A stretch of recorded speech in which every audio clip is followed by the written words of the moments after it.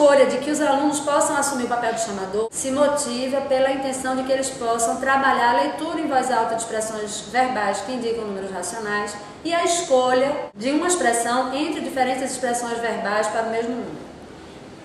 Mas é importante que os alunos, que haja um rodízio entre os alunos nessa vivência do papel de chamador, porque vivenciando diferentes papéis de chamador, de escriba, de marcador, ele vai também mobilizar diferentes conhecimentos e vai aprender coisas diferentes ao vivenciar cada papel dentro do jogo. A escolha de que um aluno assuma o papel de chamador, ela também vai permitir que o professor possa circular na turma, observar como os alunos estão lidando com o jogo, perceber se eles estão tendo alguma dificuldade de compreensão das regras ou de compreensão dos conhecimentos que estão em jogo, preparar a conferência das cartelas, observar se houve alguma marcação errada, estar atento no momento de fazer essa conferência, e inclusive coletando informações sobre a compreensão que os alunos estão desenvolvendo sobre as representações de números racionais, para que seja explorado inclusive em outros momentos da aprendizagem, não necessariamente vinculados ao jogo. Nós também sugerimos que o professor pode conceder um certo tempo para a exploração da cartela pela equipe antes de começar a marcar propriamente os números chamados. Esse tempo ele pode ser útil para identificar diferentes maneiras de representar os números que constam na cartela.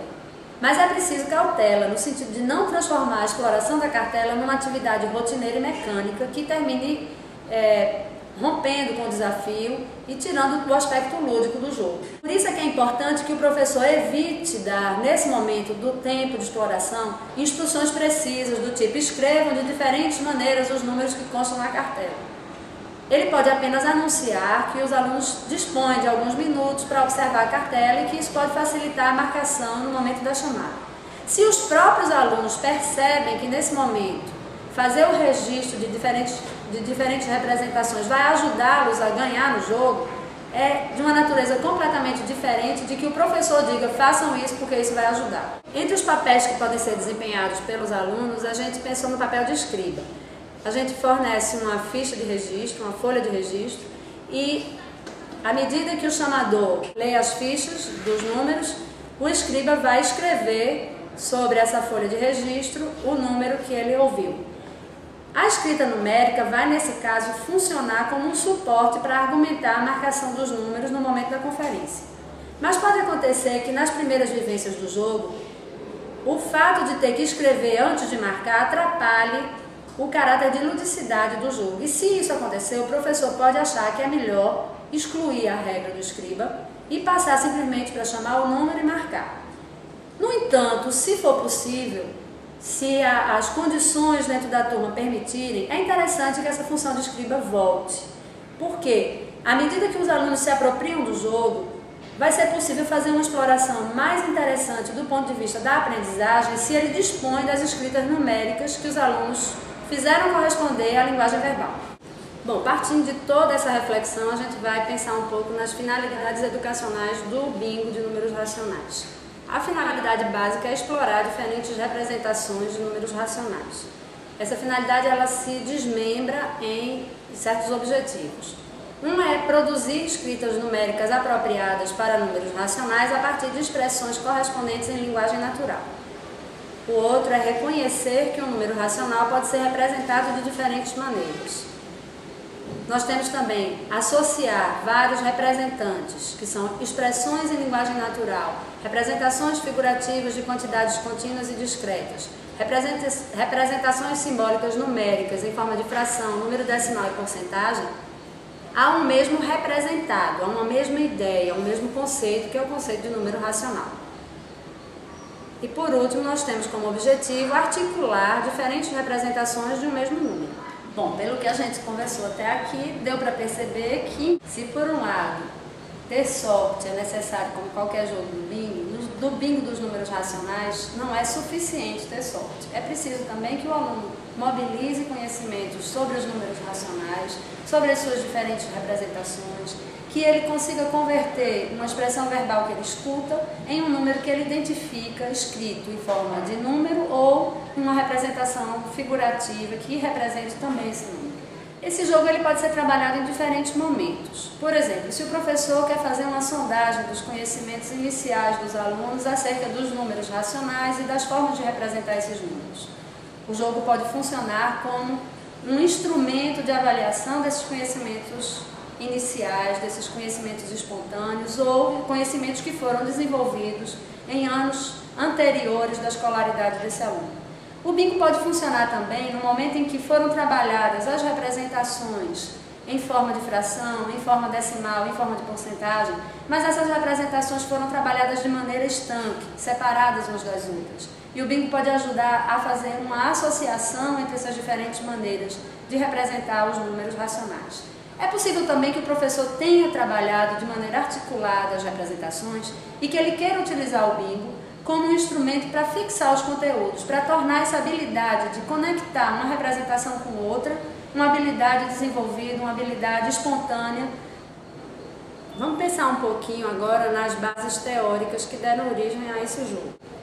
São vários os estudos, a gente não vai ser exaustivo na referência a esses estudos, mas vai apontar alguns que influenciaram as escolhas que foram feitas no jogo.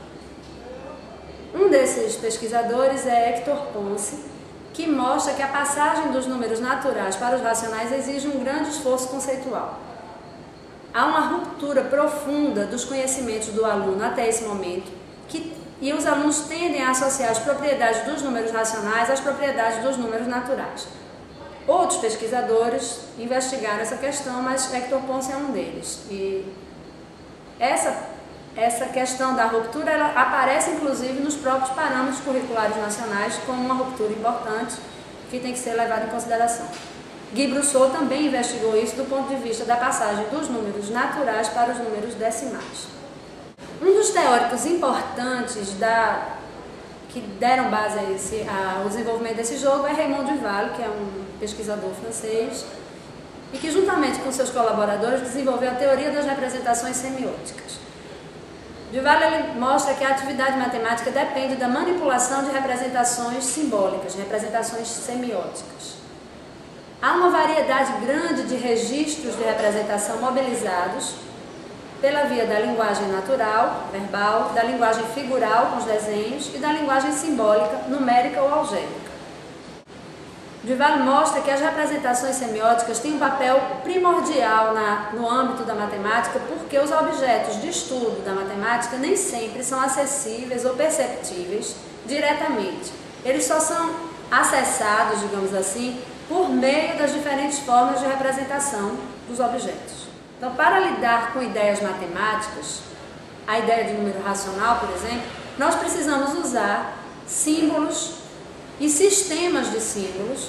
No caso, as letras, por exemplo, permitem expressar em palavras, as figuras são símbolos que vão permitir expressar ideias relacionadas ao número racional e os próprios símbolos numéricos e outros símbolos com os quais a gente expressa numericamente, simbolicamente os números, em particular o número racional. Além dos sistemas de símbolos, há também as regras que permitem lidar com esses símbolos. E um dos elementos da aprendizagem das ideias matemáticas é aprender a identificar esses símbolos de modo a poder compartilhar com outros ideias, compartilhar e comunicar essas ideias, agir sobre essas ideias. A gente age sobre a ideia de número racional na medida em que a gente manipula símbolos e sistemas de regras que regem esses símbolos, que representam os números racionais. A gente não lida diretamente com a ideia. É através do símbolo que a gente lida com a ideia. É através das diferentes formas de representar os números que a gente lida com a ideia abstrata de número.